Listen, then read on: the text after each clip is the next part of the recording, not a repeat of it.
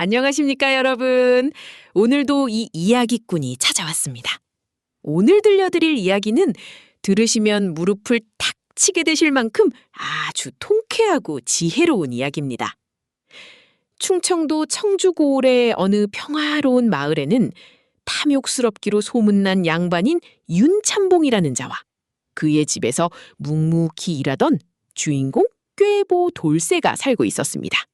재산은 산더미처럼 많았으나 마음은 뱀보다 좁았던 윤참봉은 마을 사람들에게 공포의 대상이었습니다. 그런데 어느 날 평생을 바쳐 일한 돌쇠가 윤참봉의 집에서 빈손으로 쫓겨나는 사건이 발생합니다. 과연 꾀보 돌쇠가 어떤 기막힌 방법으로 못된 윤참봉을 혼내주었는지 그 흥미진진한 이야기 속으로 함께 들어가 보시겠습니다. 때는 조선 순조 임금 시절, 충청도 청주고을에서 동쪽으로 신리쯤 가면 울창한 소나무 숲 아래 자리 잡은 솔밭골이라는 그림 같은 마을이 있었습니다. 계절마다 아름다운 풍경을 자랑하는 이 평화로운 마을에는 어울리지 않는 어두운 존재가 있었으니 바로 솔밭골 최고의 부자인 윤참봉, 윤재덕이었습니다. 55살의 윤참봉은 겉으로는 긴 수염을 늘어뜨린 점잖은 선비처럼 보였으나 속마음은 온갖 탐욕으로 가득 찬 인물이었습니다. 백마지기가 넘는 논밭을 소유하고 창고에는 쌀이 넘쳐 흘렀지만 머슴들에게는 늘 부족한 죽을 먹이고 해진 옷을 입히며 새벽부터 밤늦게까지 쉴 틈 없이 일을 시켰습니다. 윤참봉은 특히 소작농들의 피땀 어린 수확물을 빼앗는 데 능했습니다. 가뭄이나 관아의 세금을 핑계로 온갖 구실을 붙여 자신의 창고를 채웠고 마을 사람들은 그의 이름만 들어도 이를 갈며 치를 떨었습니다. 이런 고약한 주인 밑에서 17년을 버텨온 사람이 바로 우리 이야기의 핵심 인물인 돌쇠였습니다. 32살의 머슴 돌쇠는 검게 그을린 얼굴과 굳은 살 박인 손을 가진 평범한 일꾼처럼 보였습니다. 하지만 그의 머릿속에는 세상 이치를 꿰뚫어 보는 비범한 꾀가 가득 들어 있었지요. 글을 배운 적이 없었음에도 어떤 난처한 문제든 명쾌하게 해결하는 그를 보고 사람들은 돌쇠 머리에는 대감머리가 들었다고 칭찬했습니다. 돌쇠는 15살 때 아버지의 빚을 갚기 위해 윤참봉의 집에 들어와 17년간 청춘을 바쳤습니다. 한 해도 게으름 피우지 않고 성실히 일했지만 윤참봉이 그에게 준 것은 밥 3끼와 해진 옷 한 벌이 전부였습니다. 부모님은 돌아가시고 빚은 오히려 늘어난 암담한 현실 속에서도 돌쇠는 묵묵히 때를 기다렸습니다. 어느 풍성한 가을날, 논에서 별을 베던 돌쇠 앞에 나타난 윤참봉은 갑자기 불호령을 내렸습니다. 작년에 돌쇠가 창고문을 잘못 잠가 쥐가 쌀 2마를 축냈으니 그 값을 물어내라며 당장 집에서 나가라고 소리친 것입니다. 17년간의 헌신을 쌀 2마리라는 억지 핑계로 짓밟아버린 순간이었습니다. 이 소식을 들은 마을 사람들은 윤참봉의 비정함에 분개했습니다. 돌쇠는 억울함에 2주먹을 꽉 쥐었지만 겉으로는 아무 말도 하지 않았습니다.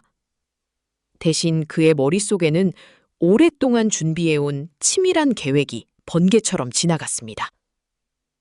사실 돌쇠에게는 세상 사람들이 모르는 아주 특별한 비밀이 숨겨져 있었습니다. 첫 번째 비밀은 돌쇠가 사실 글을 읽고 쓸 줄 안다는 것이었습니다.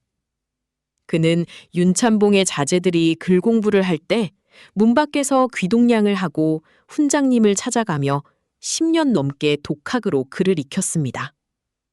그리고 낡은 항아리 속에 숨겨둔 장부에 윤참봉이 소작농들에게 저지른 모든 악행을 날짜와 금액까지 상세히 기록해 두었습니다.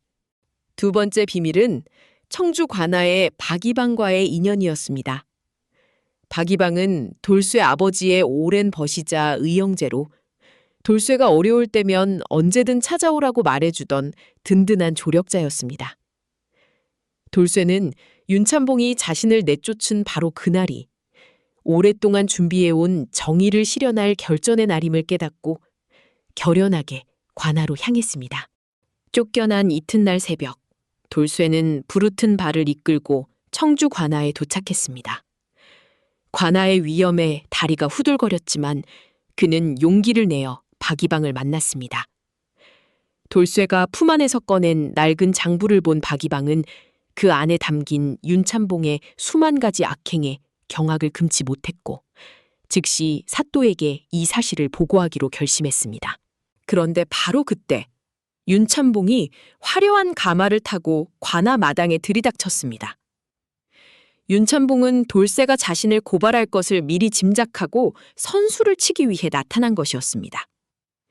그는 사또 앞에 넙죽 엎드려 돌쇠가 자신의 창고에서 돈 10냥을 훔쳐 달아난 도둑이라며 뻔뻔하게 거짓 고발을 늘어놓기 시작했습니다.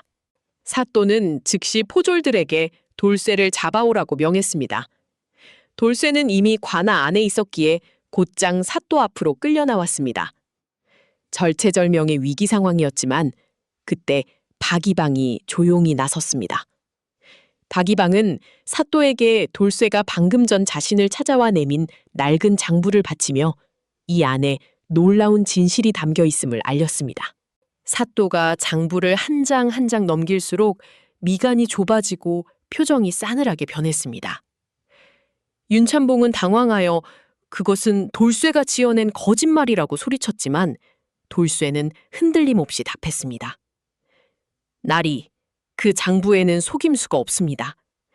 마을 사람들을 불러 확인해 보시면 제 말이 사실인지 금방 밝혀질 것입니다. 사또는 즉시 포졸을 보내 장부에 이름이 적힌 소장농들을 관아로 불러 모았습니다. 잠시 후 도착한 사람들은 처음에는 두려워했으나 돌쇠의 용기 있는 모습에 하나둘씩 입을 열기 시작했습니다. 나리, 장부에 적힌 그대로 저희는 억울하게 빼앗겼습니다. 라며 그동안 참아왔던 울분을 토해냈습니다. 박이방 역시 돌쇠의 가슴 아픈 사연과 17년간의 상실함, 그리고 윤참봉의 부당한 해고에 대해 상세히 증언하며 힘을 보탰습니다. 모든 사실이 드러나자 사또의 호통이 관아 마당을 울렸습니다. 죄 없는 백성을 착취하고 도둑으로 몰아세운 윤참봉의 죄는 결코 용서받을 수 없는 중죄였습니다. 사또는 서슬퍼런 판결을 내렸습니다. 윤참봉은 소장농들에게 부당하게 빼앗은 재산을 즉시 돌려주고 돌쇠에게는 17년치 품삯의 대가로 논 5마지기를 주어야 했습니다. 또한 관아를 기만한 벌로 곡식 50섬을 바치게 했습니다. 기세등등하던 윤참봉은 흙바닥에 주저앉아 통곡하며 용서를 빌었습니다. 이 통쾌한 광경을 지켜본 마을 사람들은 만세를 부르며 기뻐했습니다.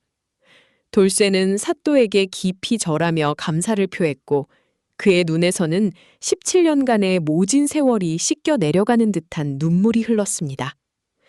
정의는 결국 승리했고 꾀보 돌쇠의 지혜는 마을 전체에 희망의 빛을 선사했습니다. 사건 이후 돌쇠는 윤참봉에게 받은 논 5마지기에 작은 농막을 짓고 살게 되었습니다. 이제는 남의 논이 아닌 자신의 땅에서 씨를 뿌리고 수확을 거두는 기쁨을 누리게 된 것이지요. 마을 사람들은 돌쇠를 자신들의 은인이라 칭송했지만 그는 늘 겸손한 자세로 이웃들과 수확을 나누며 살았습니다. 반면 재산의 절반을 잃고 명예까지 실추된 윤참봉은 마을에서 고개를 들지 못하는 처지가 되었습니다. 그는 남은 여생을 참회하며 보냈다고 전해지니 이야말로 착한 일에는 복이 오고 악한 일에는 벌이 따른다는 인과응보의 진리를 보여주는 결말이라 할 수 있겠습니다. 오늘 꾀보 돌쇠의 이야기는 우리에게 소중한 교훈을 줍니다. 아무리 힘들고 억울한 상황이라도 좌절하지 않고 묵묵히 실력을 쌓으며 준비한다면 반드시 진실이 밝혀지고 보상을 받는 날이 온다는 사실입니다. 돌쇠의 장부는 단순한 기록이 아니라 정의를 향한 17년의 기다림이었습니다. 여러분은 오늘 이야기를 어떻게 들으셨습니까? 혹시 살면서 억울한 일을 겪고 계신 분이 있다면 돌쇠의 지혜와 끈기를 떠올려 보시기 바랍니다.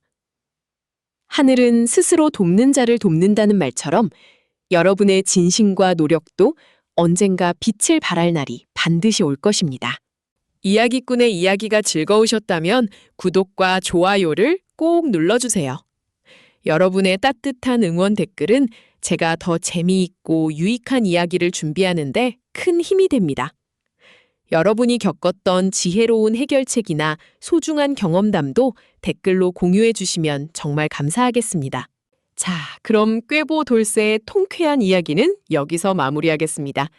다음 시간에도 여러분의 무릎을 탁 치게 만들 더 흥미진진한 이야기 보따리를 가지고 찾아뵙겠습니다. 그때까지 모두 건강하시고 행복한 시간 보내시길 바랍니다. 안녕히 계십시오.